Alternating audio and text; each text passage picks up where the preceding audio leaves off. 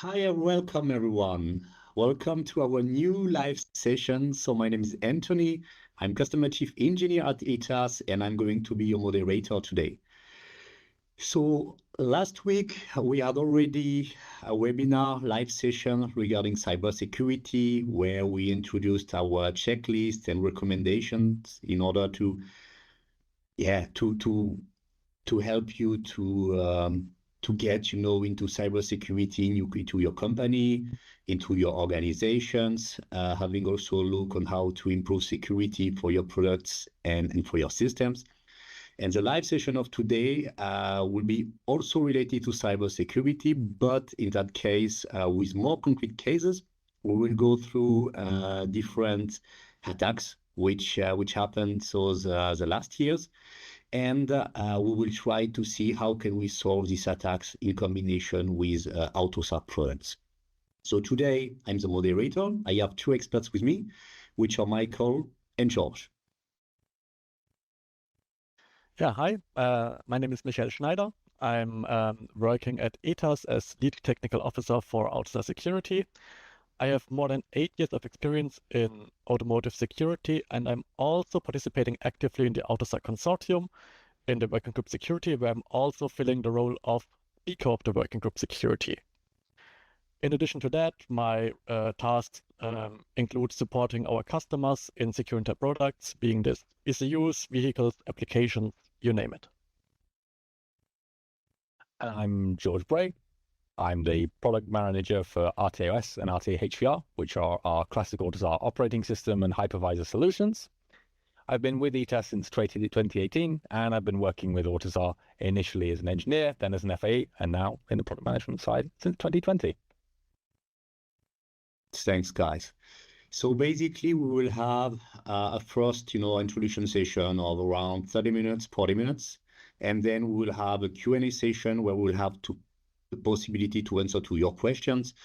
So basically, in the Teams chat, you have a Q&A box where you can drop your questions.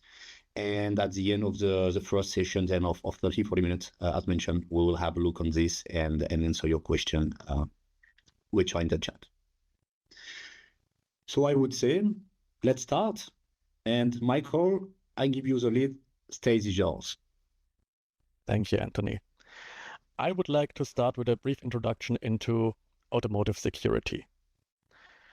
When you look at modern vehicles, they are quite complex products. They consist of lots of software that, again, consists of millions of lines of code, implementing numerous features that oftentimes implement interfaces to the external world. And this actually enables attackers to leverage attacks that they already know from the IT world and apply them to the vehicles. Some of them are shown here, like command injection, data corruption, man-in-the-middle attacks, password attacks, eavesdropping, and so on. And they also do this, right? This is also, from their perspective, a worthwhile task because vehicles are valuable assets, and it makes sense to attack them because when you steal them, you can sell them. They are worth quite some money. If you want to enable a feature that you should pay money for, but you don't want to pay money for, that's also a reasonable attacker motivation. So people are doing this. And just to underline this, I've also compiled a set of publications that you can find out there, right? Journal articles, publications, press releases, research articles. This just shows how active this scene is by security researchers, for instance, that are looking at vehicles, trying to find vulnerabilities, document them very in great detail, but also by reports about criminals that are exploiting these vulnerabilities to steal vehicles, for instance, right? We can see here one article where some new form of keyless car theft worked in just under 2 minutes. I would also like to highlight here that that's a challenge of the whole industry. We have Tesla here as one example, but in the articles that I've shown before, you could have also seen Mercedes and BMW logos. So it's a challenge of the industry. Every OEM has basically security challenges to solve. However, thankfully, also the good guys are making some progress. Some years ago, legislation was passed that mandates vehicle manufacturers to take security serious, which means that they need to present proof that they have implemented sufficient needs to secure the vehicle in order to get vehicle type approval, which means to be able to sell the vehicle actually. The UNECE R155 covers quite a number of countries like Europe, Japan, and others. China also have their own regulations. These are the GBs. Other countries, however, are more relying on cybersecurity guidelines, like the United States, for instance. They are relying on the NHTSA cybersecurity best practices. I would like to highlight one more regulation here that's still upcoming, which is the European Union Cybersecurity Resilience Act, the CRA. This was passed only recently and covers all sorts of products, including also all vehicles that were out of scope of the Euro R155, right? So this is our vehicles like two-wheelers, agricultural machines, off-road vehicles, and the like. So if your company does produce these kind of vehicles, you should definitely have a look at the CRA, because this will be applicable to you in the near future and also force you to take security seriously. So what I've shown you so far is basically the introduction to virtually every automotive security presentation, right? Presenting the regulations, presenting articles on attacks, just showing, yeah, okay, security is important. But in my opinion, this lacks tangibility. So it's quite distant from the real world, and I would like to take another approach now and make these the risks here more tangible. And I would like to present you, as Anthony already said at the beginning, real attacks and explain to you how that works. And we would like to explore with you together how you can mitigate them. So let's start with the first attack, which is the Toyota headlight attack. This is an attack on the 2021 Toyota RAV4, and it works like this. You take the bumper, pull it away a little bit, and you access the cable that's attached to the headlight behind that. Then you take this JBL box, which in fact is not a JBL speaker box, but is a device which you can buy on the black market in the darknet.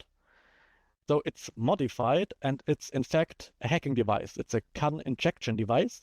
So you take that, you plug it into, you plug the CAN bus wire into the JBL box, you press the play button, you wait some minutes, and then quite magically doors unlock, engine turns on, lights turn on, and you can sit into the car and drive away. And this whole action takes actually less than 2 minutes. In fact, there's a YouTube video that's also down here. You can just Google it or look up the very nice write-up of this by Ken Tyndall that shows a video of a surveillance camera where criminals are actually using this attack, and it's, from their point of view, it's very impressive. It's very quick. It takes less than 2 minutes, and they just drive away and nobody notices it. Now, Anthony, I have a question for you. Mhm. You are in this call also as the viewer of our customer. Now, I would like you to put your OEM goggles on, and I would like to have your opinion on this attack. Like, what's your opinion as an OEM? How concerned are you by this? Well, I would say pretty concerned, actually, because of course, when such a kind of thing is happening to you, it's making also very bad advertisement for you, and it's damaging your reputation. I just take maybe another example on top of this Toyota case. One who came to my mind was the one from the US, where we had a so-called TikTok challenge, where the strategy was to hack a car, to open the car, and plug your mobile phone to the steering column with a USB cable. And with the software, you were able to start the cars. The case is called from the Kia boys, and this TikTok challenge was targeting some Kia and Hyundai cars, and some teenagers, were stealing cars like this. And as you can imagine, it was a huge damage to Kia and Hyundai on the US market. And of course, this is also such a kind of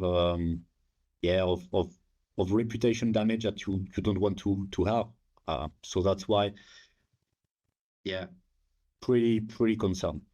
Yeah, I remember that one. That was also big, and I would agree that I think they suffered quite reputational damage. And I think actually you could also imagine it with this, right? You can just buy this device on the black market. Not sure how expensive it is though, but if a TikTok challenge would come up and explain how to buy this device and steal Toyotas, could also happen here. Yeah, indeed. Okay. Let maybe get back to the story and try to explain how this attack actually works. So how does this attack work?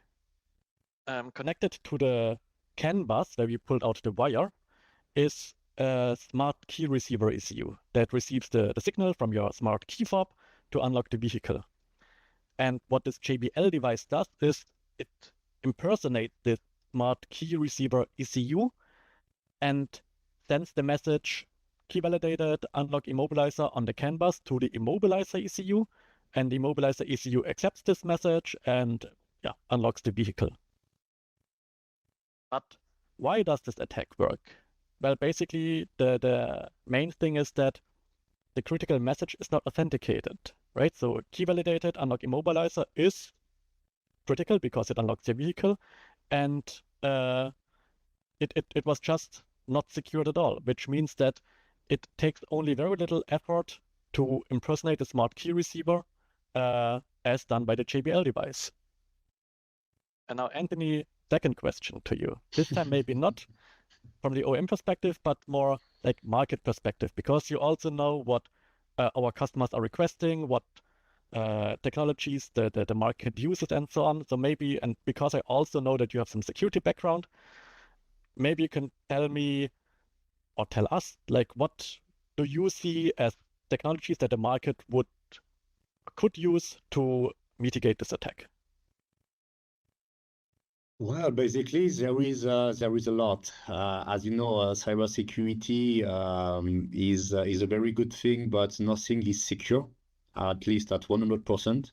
It's always a matter of time and a matter of money to hack a system. So I think we don't need to lie to ourselves here. However, of course, we have some different possibilities basically to secure your ECUs and secure your system.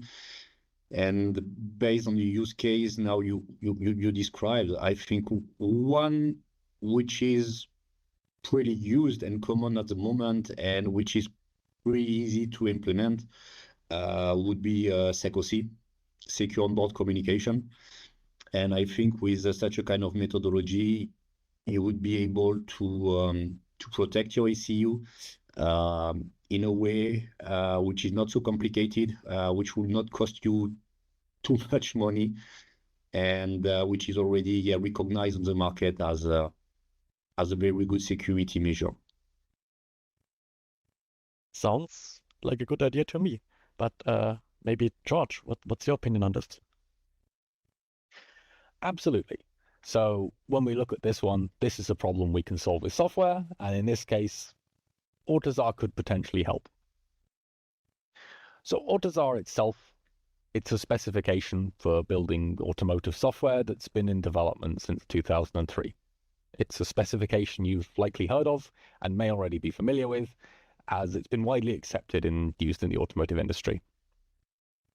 In the case of security here, as Anthony and Michael alluded to, AutoZAR does contain several building blocks that could have been used to protect against this particular attack, and the key one here, as Anthony mentioned, is secure onboard communication.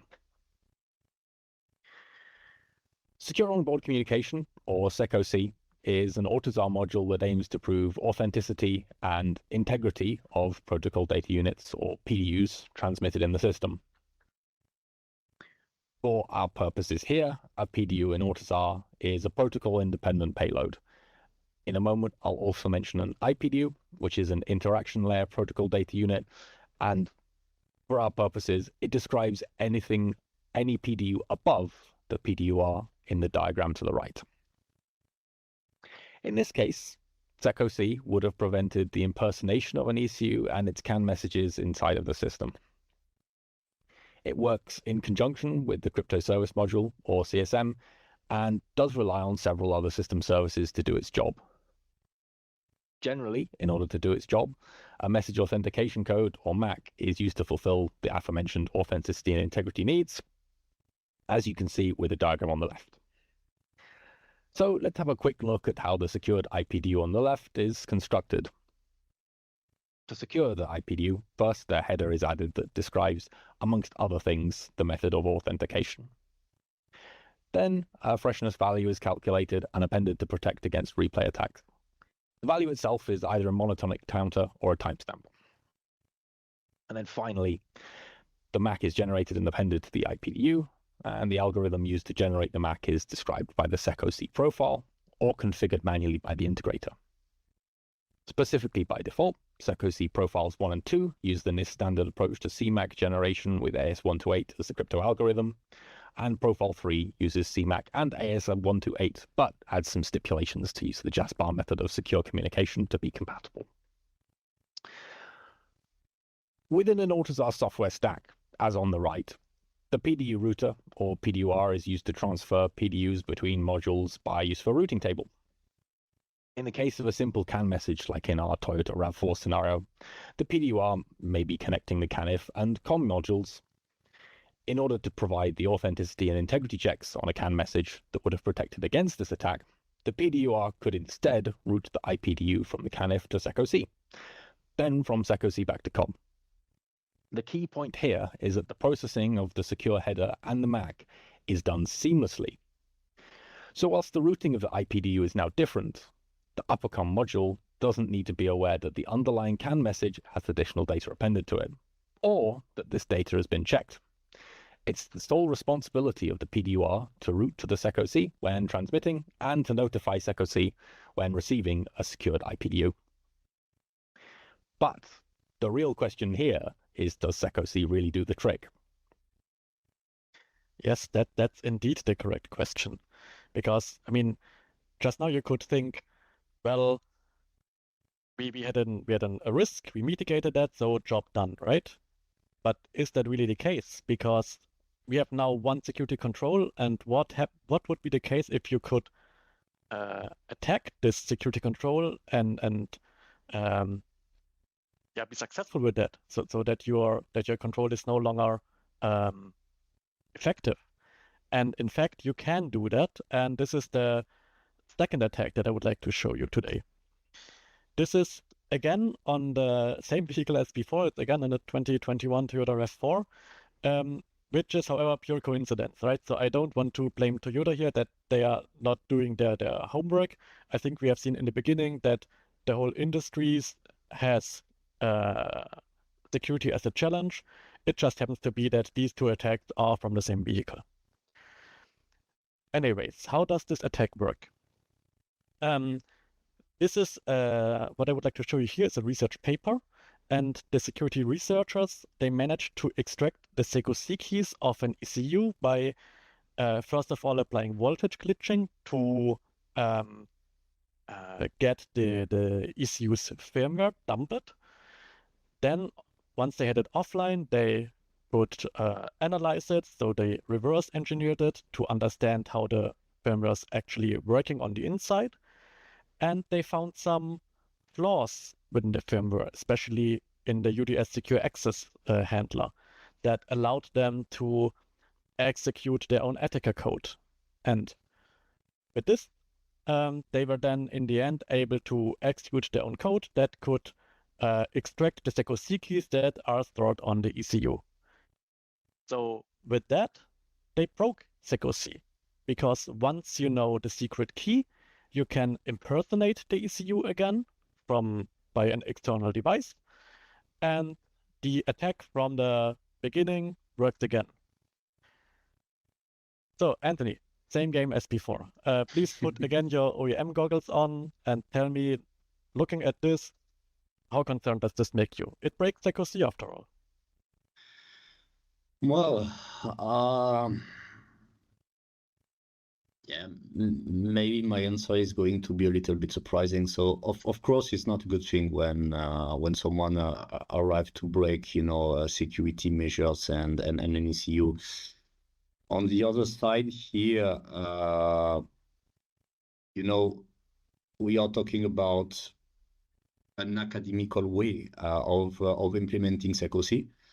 And there is, of course, some concept. If you implement SecOC correctly, then you should not really have such a kind of issues.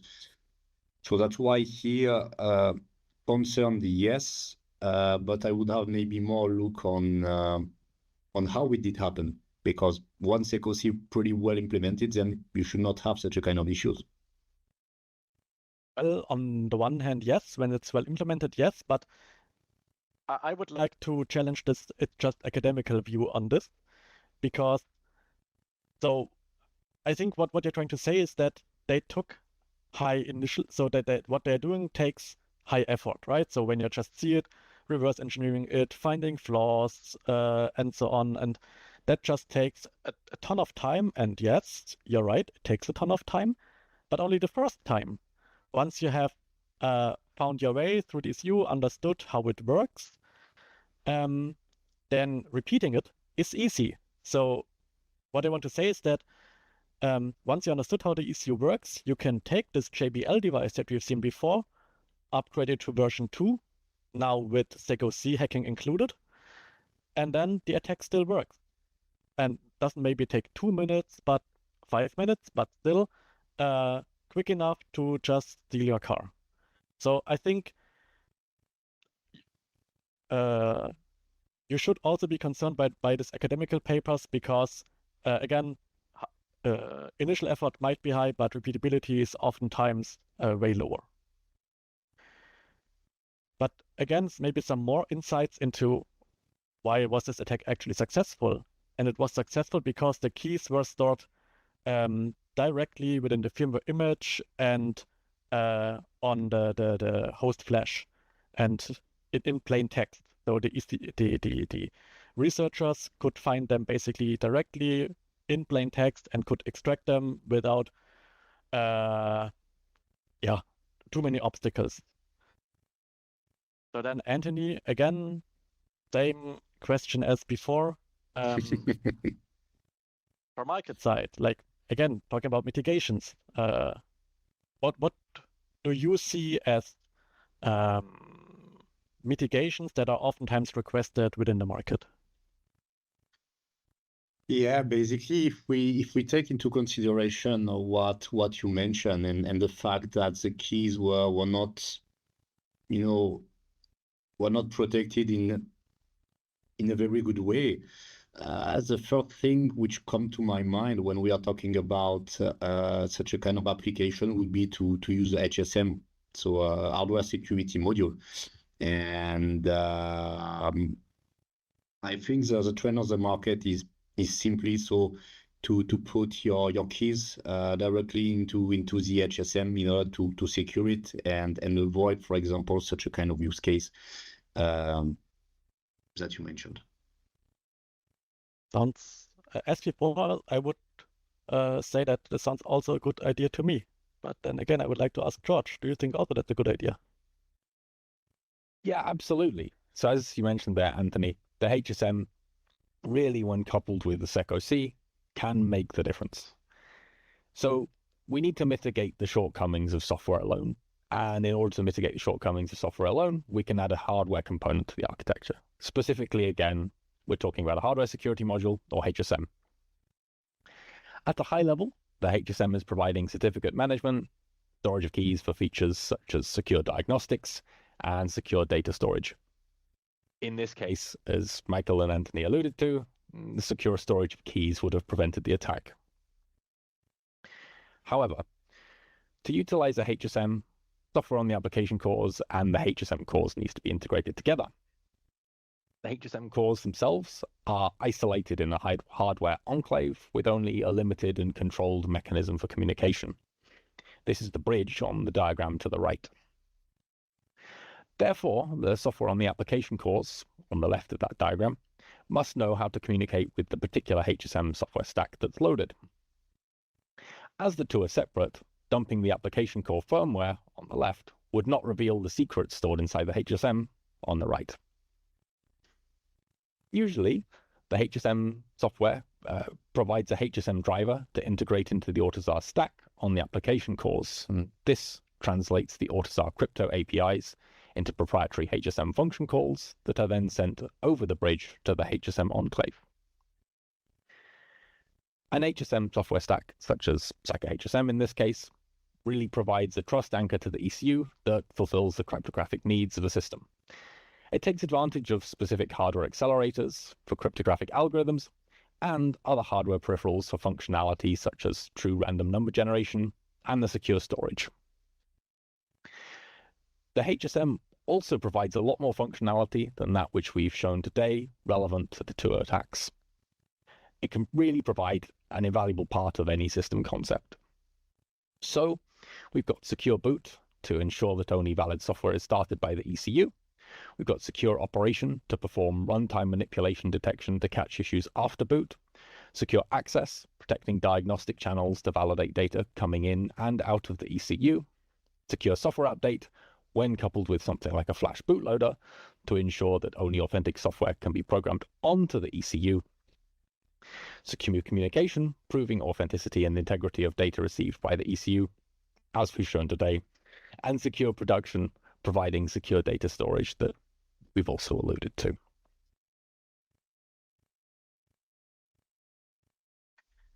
Yeah, I think thank you, George. The HSM already does a quite good job on addressing lots of security controls that we would like to have in an ECU, but I think it also has its limits. And you need to consider more than just SecOC and an HSM when you think about holistically secured ECUs. And I would just like to highlight one broad use case here with two features that I think can address this use case. And the use case is security after SOP. So once your vehicle is on the road, you would also like for it to stay secure and stay secure about the lifetime of the vehicle, which could be decades, right?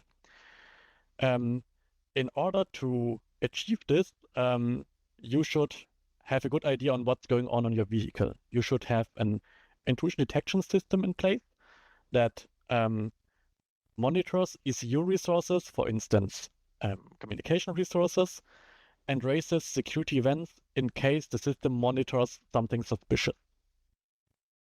These events are then transmitted to the VSOC, the Vehicle Security Operations Center. This is an entity that contains security experts sitting in the back office that get these events, that analyze these events, and that propose countermeasures. And then, based on these proposals, the OEM can decide how to react to such an attack. And one possible reaction could be a software update over the air. So assume that the attack was possible because there was a vulnerability in your software that allowed an attacker to intrude into the ECU, and you want to close this vulnerability, this bug, and you want to do this for your whole fleet worldwide. In order to do this, you need to have some campaign program, of course, that distributes the images to your vehicles. But on the ECU itself, you also need a piece of software, which is called Flash Bootloader, that takes the image, verifies the signature to make sure that it really comes from the OEM.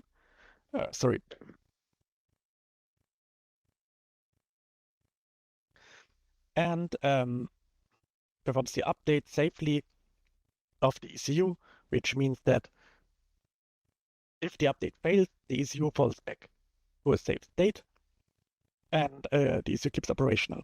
Sorry again. For sure. So I'll continue for a second where Michael left off there.